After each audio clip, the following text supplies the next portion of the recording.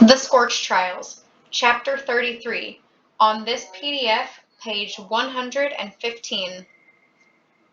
Thomas shrieked, started swatting at the scarred and bruised hand. His eyes were still adjusting to the brightness of Brenda's flashlight. He squinted to see the firm grip the man had on his shirt. The crank pulled, slamming Thomas's body against the wall. His face smashed into the hard concrete and a burst of pain exploded around his nose. He felt blood trickling down. The man pushed him back a few inches, then pulled him forward again, pushed and pulled again and again, slamming Thomas's face into the wall each time. Thomas couldn't believe the strength of the crank. It seemed impossible based on how he looked, weak and horribly injured. Brenda had her knife out, was trying to crawl over him, get in position to slash at the hand. "Careful!" Thomas yelled. That knife was awfully close. He grabbed the man's wrist and wiggled it back and forth, trying to loosen that iron grip. Nothing worked. The man kept pulling and pushing, battering Thomas's body as he hit the wall. Brenda screamed and went for it. She swept across Thomas and her blade flashed as she drove it right into the crank's forearm. The man let out a demonic wail and let go of Thomas's shirt. His hand disappeared through the doorway, leaving a trail of blood on the floor.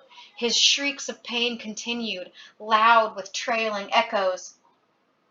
"We can't let him get away," Brenda yelled. "Hurry, get out there!" Thomas, hurting all over, knew she was right and was already squirming to get his body in position. If the man reached the other cranks, they'd all come back. They might have heard the commotion and already be turning around. Thomas finally got his arms and head through the opening. Then it became easier. He used the wall for leverage and pushed himself the rest of the way out, his eyes glued to the crank, waiting for another attack. The man was only a few feet away, cradling his wounded arm against his chest. Their eyes met, and the crank snarled like a wounded animal, bit at the air. Thomas started to stand up, but his head banged into the bottom of the table. "Shuck!"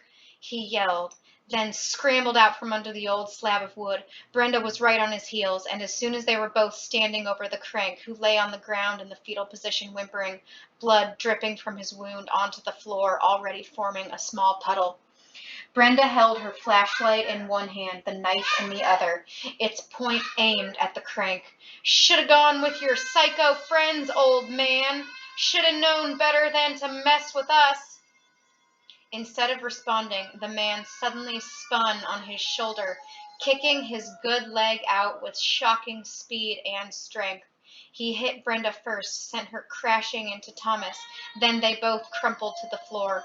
Thomas heard the knife and flashlight clatter across the cement. Shadows danced on the walls.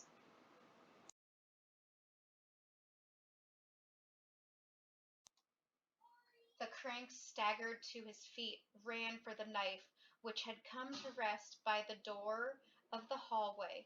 Thomas pushed himself up and dove forward, crashing into the backs of the man's knees and tackling him to the ground. The man spun, swinging an elbow as he did so. It connected with Thomas's jaw. He felt another explosion of pain as he fell, his hand naturally flying up to his face. Then Brenda was there. She jumped the crank, hit him in the face twice, stunning him, by the looks of it. She took advantage of the brief moment and somehow yanked the man around again so that he lay on his stomach, flat on the floor. She grabbed his arms and pinned them behind him, pushing him up in a way that looked incredibly painful. The crank wrenched and thrashed, but Brenda had him pinned with her legs as well. He started screaming, a horrific, piercing wail of pure terror. "We have to kill him," she yelled over it. Thomas had gotten to his knees and was looking in a stupor of inaction. "What?"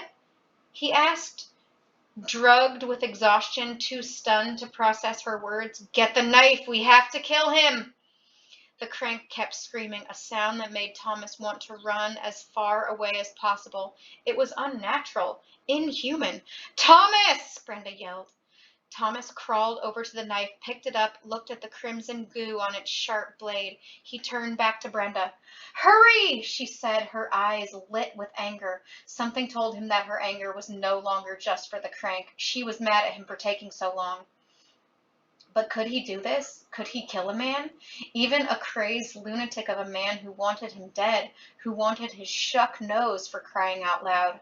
He stumbled back to her, holding the knife as if it were tipped with poison, as if just holding it might make him catch 100 diseases and die a slow and agonizing death.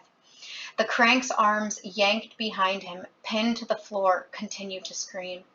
Brenda caught Thomas's gaze, spoke with determination.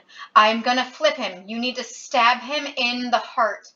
Thomas started to shake his head, then stopped. He had no choice. He had to do this, so he nodded. Brenda let out a cry of effort and fell to the right side of the crank, using her body as her grip on his arms to make a man twist onto the side. Impossibly, the shrieks grew even louder. His chest was now there for the taking, arched and sticking up in front of Thomas, just inches away. "Now!" Brenda yelled. Thomas tightened his grip on the knife. Then he put his other hand on it for more support. All 10 fingers clasped tightly around the handle, blade pointing toward the floor. He had to do this. He had to do it. "Now!"